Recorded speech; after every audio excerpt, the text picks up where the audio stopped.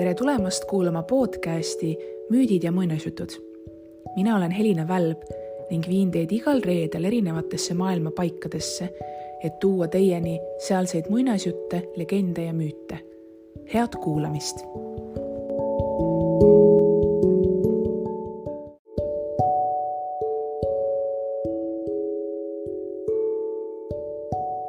Täna jutustan sulle ühe vägagi kuulsa šoti muinasjutu nimega Tamlin. Ja Tamlin või Tamlain, Tomlin, Tambling, neid nimevariatsioone on palju, on siis väga legendaarne, kuulus tegelane šoti piirialadelt pärit muinasjuttudes. Ja tavaliselt ongi tegu sellise veidikene müstilise salapärase mehega, kes on siis halderiigis vangis ja kes päästetakse siis ühe julge, ilusa naisterahva poolt. Ja need Tamlini lood tegelikult ongi tavaliselt käsitlenud ja neid on tõlgendatud kui näidet sellest, kui julged ja sihikindlad võivad naised olla.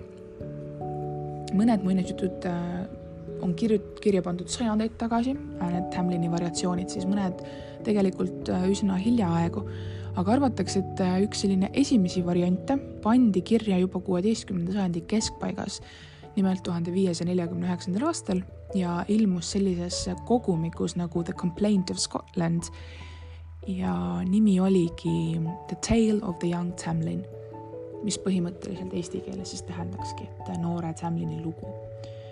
Umbes sajand hiljem ilmus ka natukene teistsugusem versioon Tamlini loost ja kuni tänapäevani tegelikult see on selline folklooris hästi levinud karakter.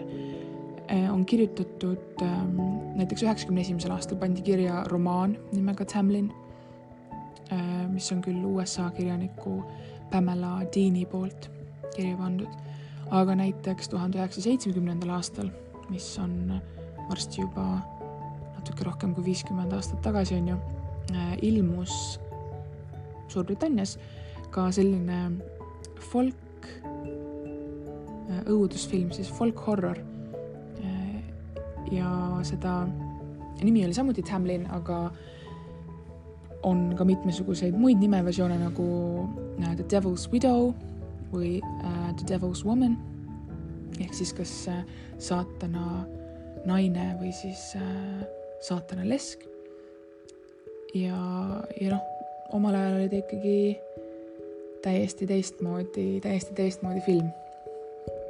Aga jah, kui rääkida sellest loo süžeest hästi lühidalt, siis tegu on siis vana šoti muinasjutuga, mis räägibki noorest naisterahvast, surelikust naisterahvast, kes kohtab sellises võlumetsas väga müstilist meest ja muidugi armub temasse. Minu loos, mida mina teile jutustan, see on selline natuke lastesõbralikum lugu.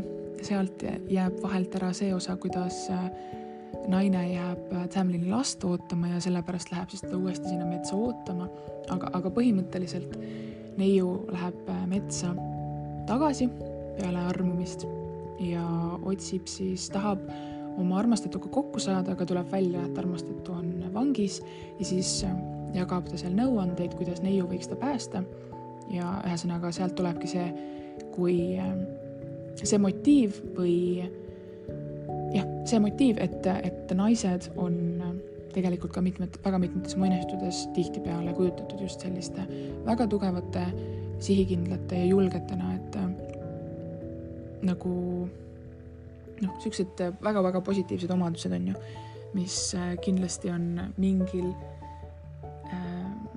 mingil moel inspireerinud paljusid, ma usun. Vot, igatahes ma loodan, et lugu on sinu jaoks põnev. Mina põrkasin sellega tegelikult alles nüüd kokku, polnud varem sellest muinasjutust midagi kuulnud, nii et minu jaoks oli see täitsa uus lugemine, uus tutvumine, loodan, et sinu jaoks ka, kuigi need Tamlini motiivid on tegelikult levinud üle kogu Euroopa ja ilmselt neid nii mõnestki siin kohalikust minnesutust tegelikult võib leida, kui hästi otsida, on ju. Aga mõnusat kuulamist.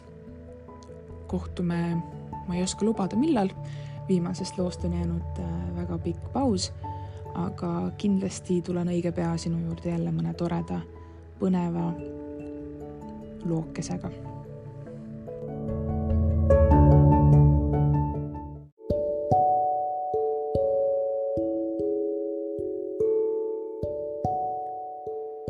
On üks üksildane paik Ettrick Dale'is Šotimaa piirialal, mida kutsutakse Carterhawks. Rahvasuu räägib, et see on kummituste ja haldjate maa, kus Männimetsa peidus asub haldjakaev. Tüdrukutele loeti tihti ette sellist salmi. Oh neiukene, noorukene, kaunis juuksekene, ära sa mitte kunagi kõnni läbi Carterhaw, sest seal varitseb siin noor Tamlin. Tamlini nimi oli piirialadel tuntud, ta oli noormees, kelle haldjad olid kord inimeste hulgast ära röövinud. Iga tüdruk, kes jalutas Carterhaw männikus ja leidis sealt haldjakaevu, võis väga kergesti Tammi võlukütkesse sattuda ning pidi selle eest lõivu maksma. Lord Carterhaw'l oli noor tütar, keda kutsuti Janetiks. Rõõmsameelne, kena kuldsete juustega tütarlaps. Ühel kevadpäeval otsustas Janet, et ei hooli mingitest männiku kohta räägitud juttudest. Ta lipsas isamajast välja ning läks metsa vaatama, kas leiab selle haldjakaevu, millest kõik räägivad. Tal oli seljas roheline kleit ja kuldsetes juustes kuldne lint. Kui ta lõpuks sügaval metsas kaevu leidis, märkas ta ka köies valget hobust, kes kaevu kõrval vaikselt rohtu näksis. Joi, kui ilus see hobune veel oli. Selline piimias valge. Kuid kurikuulsast Tamlinist polnud mitte mingisugustki märki. Janet istus kaevu veerele roosipõõsa kõrvale, noppis ühe valge õie ja kinnitas selle oma kleidile. Vaevalt oli ta seda jõudnud teha, kui otse kui imeväel ilmus maalt välja noormees. Ta oli pikk ja kaunis, sügav hallide silmade ja mustade läikivate juustega. See oligi see Tamlin. Mis sind mu metsa toob, neiuke, ja miks sa minu kaevult roose nopid, küsis noormees. Carterhaw on minu isa maavaldus, ütles Janet, julge naeratus silmis mänglemas. Ma võin siia tulla, millal ise tahan, ega pea sinule ega mitte kellelegi teisele siin ilmas aru andma. No kas ikka tõesti vapper neiu, küsis Tam võluvalt naeratades. See mets ju kuulub haldja rahvale.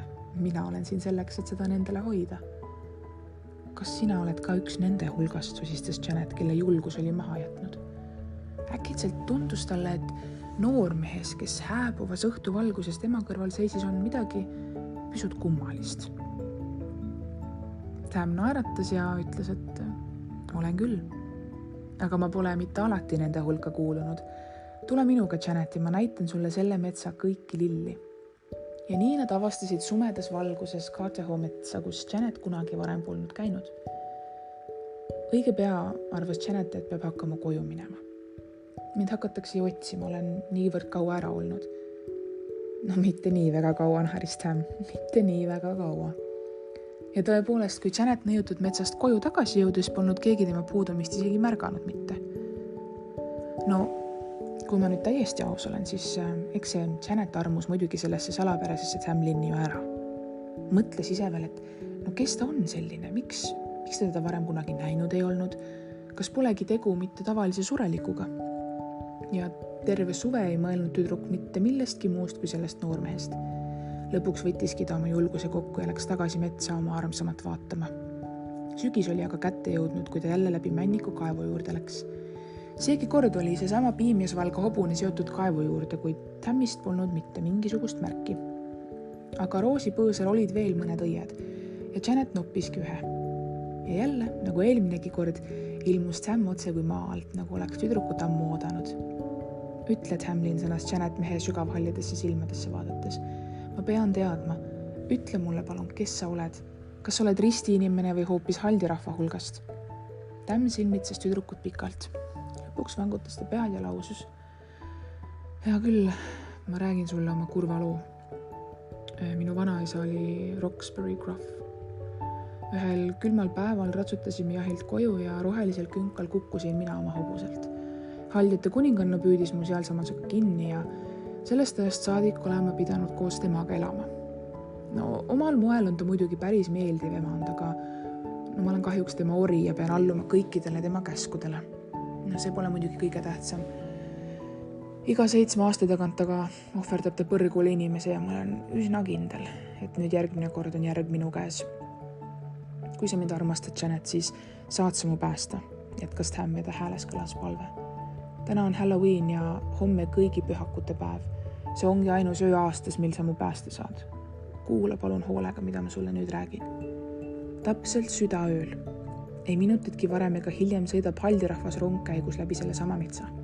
Mina olen koos nendega. Ja kui sa mind armastad, siis ma palun sind, tule täna öösel siia. Kuid kuidas ma su ära tunnen, Tamlin, küsis Janet. Nii paljude haldjate seas sellises pimedas öises metsas. Sa pead niiviisi tegema. Olen 3. hobuse seljas. Lase mustal ja pruunil hobusel mööda minna, kuid jookse kiiresti 3. hobuse juurde. See on piimvalge ratsu ja tõmba ratsanik tema seljast alla.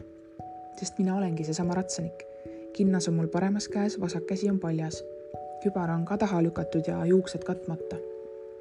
Hoia mind tugevasti ja kindlasti oma käte vahel. Hoia kohe elu eest. Sellepärast, et need haldjad hakkavad mind igasugusteks elukateks ja jubedusteks muutma. Algul vesilikuks, siis rästikuks, karuks, lõviks ja tulikuumaks raudoraks ning lõpuks põletavaks tinapommiks. Siis ja alles siis võid sa mu nii kiiresti kui võimalik kaevuvette visata. Kui sa seda kõike teed, Janet, olen sinu truu armsam elu lõpuni ning ronin kaevust välja taas sureliku inimesena. Siis võid mind mässida oma rohelise keebi sisse ja ma olengi haldja kuninganna käest päästetud. Pea meeles, et kui sa mind armastad, ei saa mitte miski sulle viga teha. Janet kuulas Tammi juttu ning lubas hingevärinal, et teeb nagu palutud. Öösel. Ja oi kui väga pimedel ja süngel, Halloweeni ööl, pani neiu oma sooja rohelise keebi selga, hiilis tasahilju majast välja ja jooksis vaikselt juba pimedasse nõiutud metsa. Täpselt südaööl kuulis ta kellade ja kuljuste helinat ja nägi haljarahvast metsalagendikule ratsutamas. Haldjate laternad heitsid värelevat valgust ning sellest piisas, et näha mustal täkul ratsutavat kuningannat haldjaseltskonda puude vahelt läbi juhtimas. Tema järel tuli teine hobune, särades selliselt hõberoheliselt seal puude vahel. Ja 3. oligi piimvalge ratsu, nagu Tam oli lubanud. Janet hüppas järsku ettepoole, teris ratsaniku valge hobuse seljast ning hoidis teda elu eest kinni. Nii kõvasti olnud ta mitte kunagi mitte kedagi kinni hoidnud. Haldjad hakkasid õige pea tema ümber kriiskama ja kiljuma. Järsku välkus midagi rohelist ning Janet tundis äkitsi, et hoiab käes ilget ligast vesilikku. Oli see uss, mis vingerdis end tema käsivarte ja kaela ümber messis. Vastikust tundes tekkis Janetil tahtmine see väänlev ja vingerdav elukas endast eemale heita, kuid talle meenusid tema armsame palved, noormehe kohutav olukord ja tema lubadus ning neiu jätkas kindlalt kinni hoidmist. Äkitsi muutus see uss möirgavaks karvaseks karuks ja seejärel lõviks, kelle vastik hinge õhkli tütarlapse metsa alla pikali. Ja ikkagi jätkas Janet kinni hoidmist. Ta tundis talumatut valu, kui kuum raud teda kõrvetas ning oleks peaaegu lahti lasknud, kuid pidas siiski veel natukene vastu. Ja siis oligi tunda põleva kuuma tina kõrvetavat raskust. Janetil õnnestus hädavaevu selle kaevu juurde jõuda ja see pöörane, kuum kandav sinna tumedasse kaevuvette visata.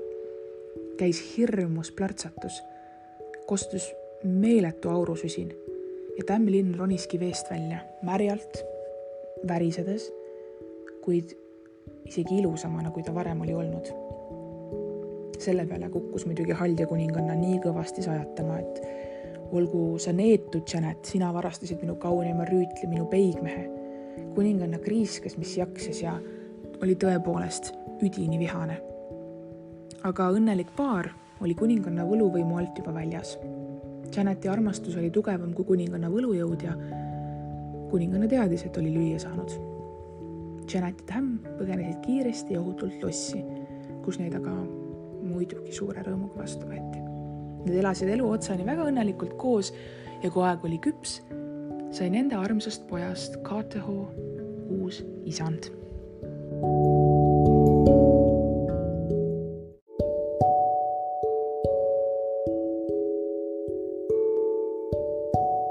Aitäh, et kuulasid podcasti Müüdid ja muinasjutud. Kohtume juba järgmisel reedel. Kuulmiseni!